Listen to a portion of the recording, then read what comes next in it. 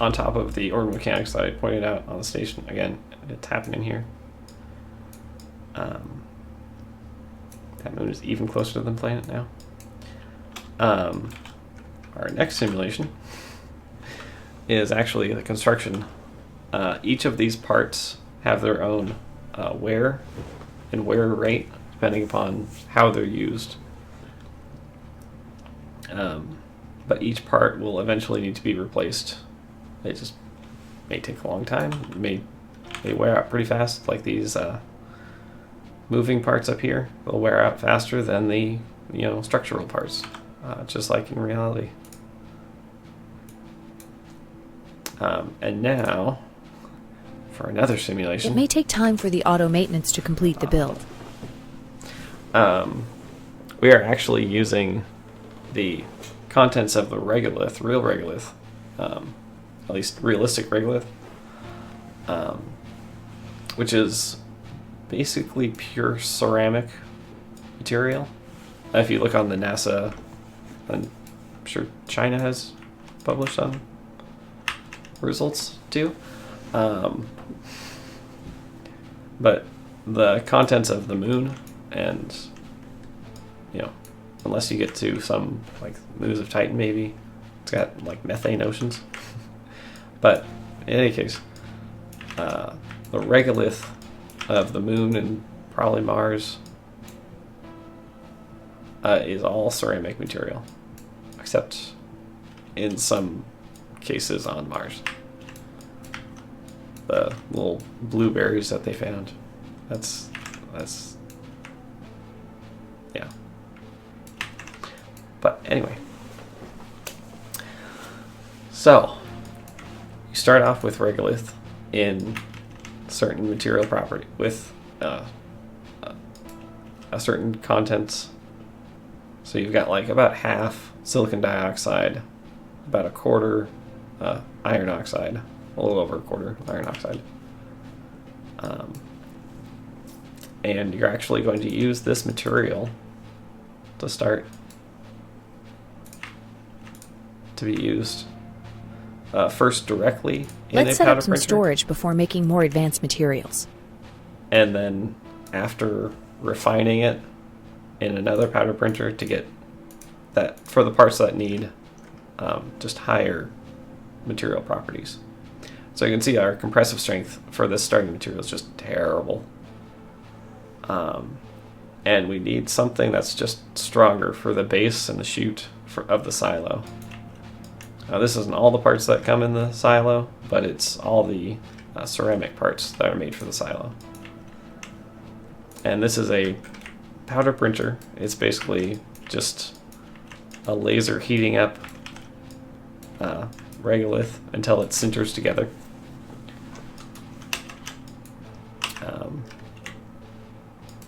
And you'll see it's going to be slowly constructed over time. Yeah, and it'll actually print out these parts in batches that will then get used to first produce a warehouse. And warehouses... In order to separate materials, more infrastructure is necessary. Okay. Soon, I'm going to say soon, warehouses will be replacing what this does right now, in that it's storing the extra parts that the powder printer makes. It is functional, but I think it's just prioritizing this right now, and we'll get that changed pretty soon.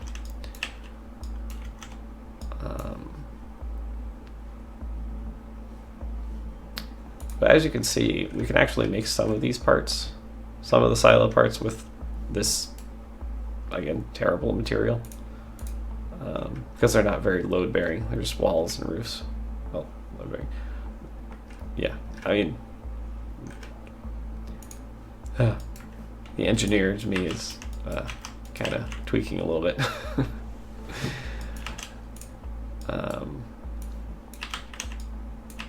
Well, I have a master's in mechanical engineering. Yeah. Don't just have an engineer in me. I am an engineer. Okay. So we want to place one sifter, and I'm going to geek out again here. We are actually going to take this starting material from the miner and its starting contents, and we're actually going to sift out. Again, there's a bug here. Maybe I'll fix this and start streaming again tonight, just to prove that it's working.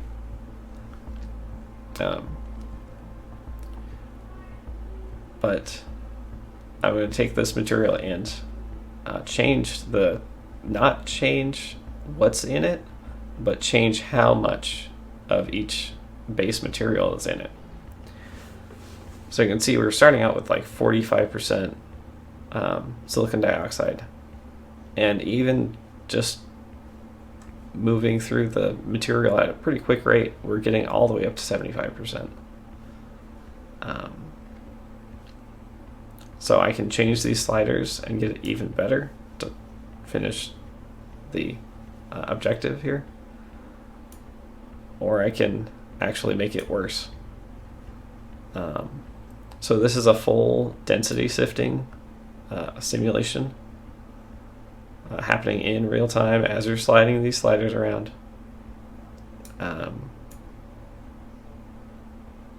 Yeah, there's like just millions of calculations going on every time you're sliding this around. But modern CPUs, they can handle this.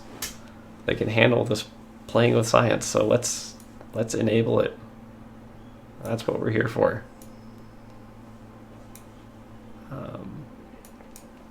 So through just this one sifter, I can already get it up to like 90%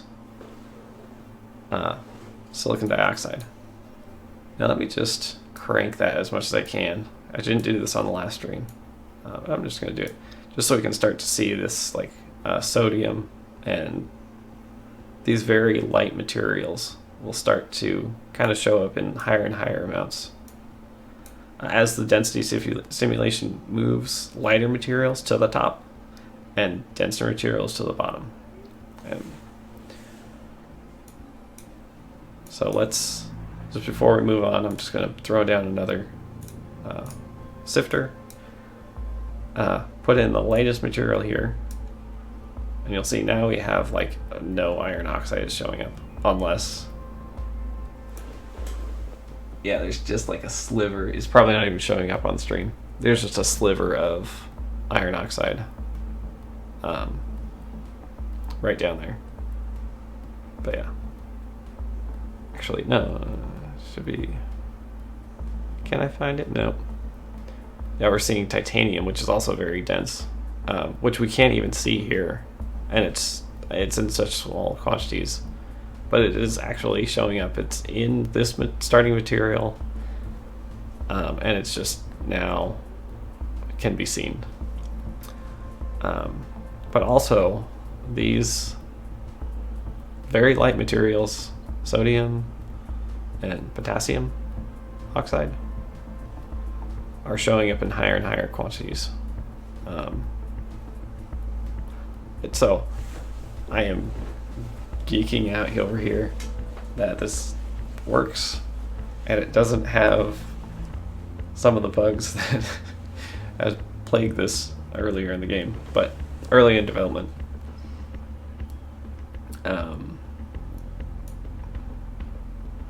But yeah.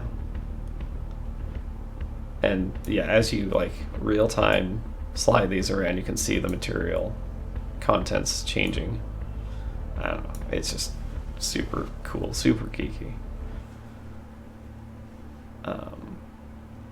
But yeah, this is how you'll, like when we get to the metals, which we're going to for episode 2 and through the free play, this is how you're going to get like silicon dioxide up to a high enough concentration that you can actually put it into a what do you call it?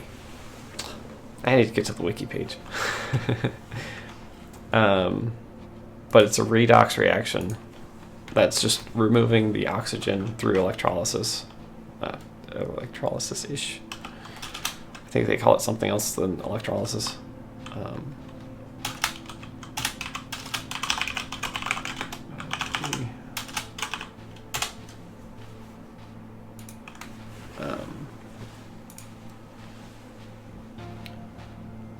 Inert smelter. There we go.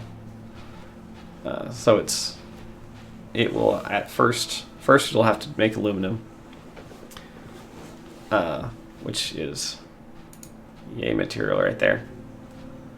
Concentrate it up into a high enough concentration that you can actually put it into an inert smelter, and then the plan is to go from there to a thermite smelter, which is a very energetic process. But basically, you're going to be taking that aluminum at high temperature, mixing it with silicon dioxide in high enough concentration, and it would actually react, again at a high enough temperature, and the aluminum metal will turn back into aluminum oxide, and the silicon dioxide will then turn into silicon metal.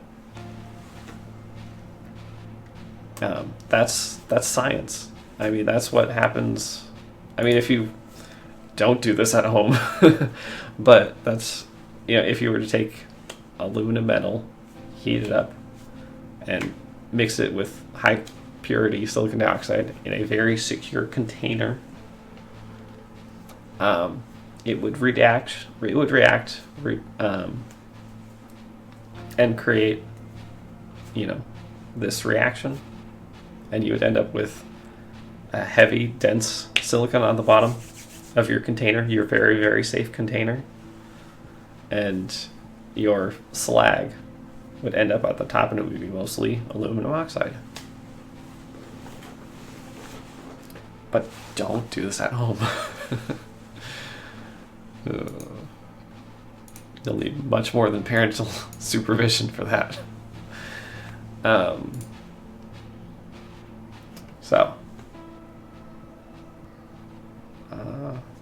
I guess we can move on.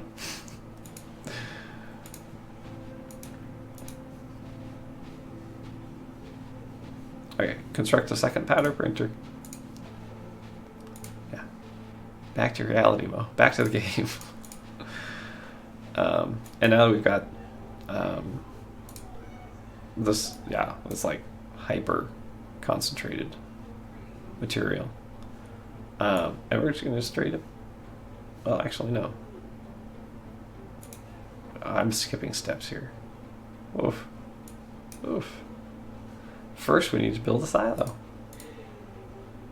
Or, no. That was right. I'm going to skip a step here and just make all the rocket parts with this super sifter material.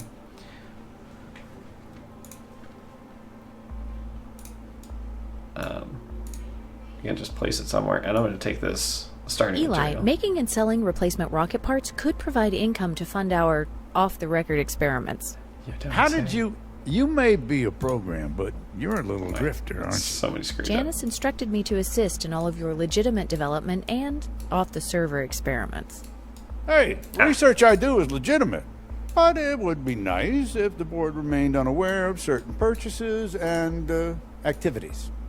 SARA, there are laws limiting AI intelligence levels. Are you legal? Cetus Tech is keenly aware of the AI laws and the Kronos Initiative. Didn't answer the question. How very human of you. You are definitely pushing the boundaries of legality, aren't you, SARA? Janice, you little tracer. Janice is not present. She is 127 light years away. Ready to produce general spacecraft products for immediate sale. Shall we proceed? Okay, before we move on, let me just pop up all the windows and just describe what's going on here. So the powder printer is using that material, and then this powder printer is using that material. Yeah. All right.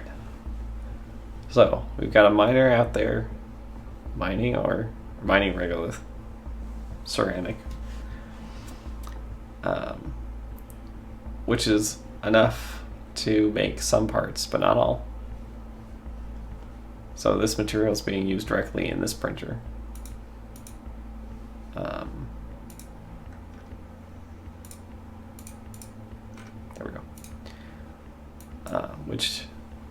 But some of the material is also going into the sifter, which we could probably use by itself in here, but we are then sending that material to another sifter, which is then doing another density simulation to get it up to an even higher properties. Again, we're kind of chasing the nines, literally. Oops. Anyway,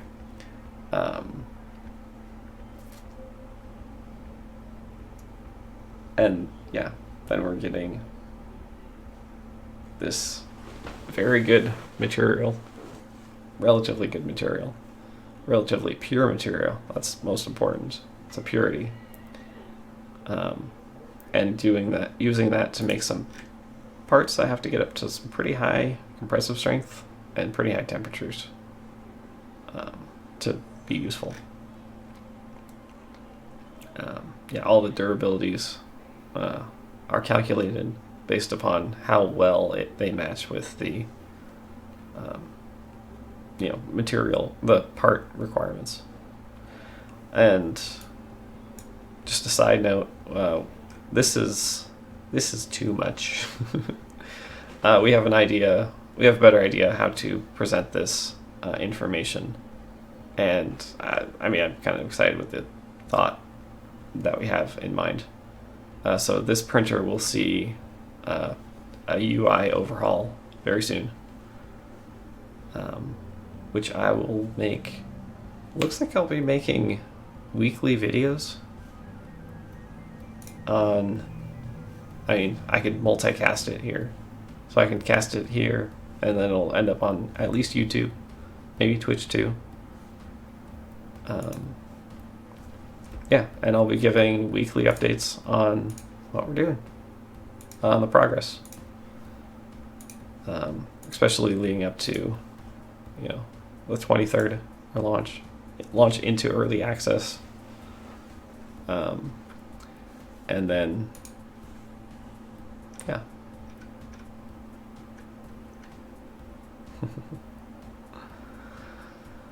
Okay. So, on with the story.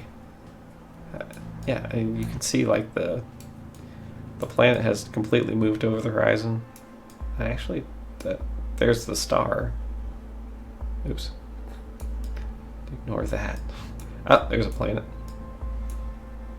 It's either a planet or a moon, I'm not sure.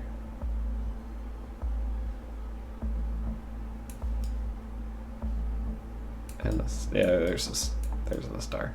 Oh, there's another planet. But you'll see they're all in that orbital plane, which is different from the orbital plane that you see from the station. Oh, there's actually two. One of those might be a moon. I don't know. Anyway, moving on.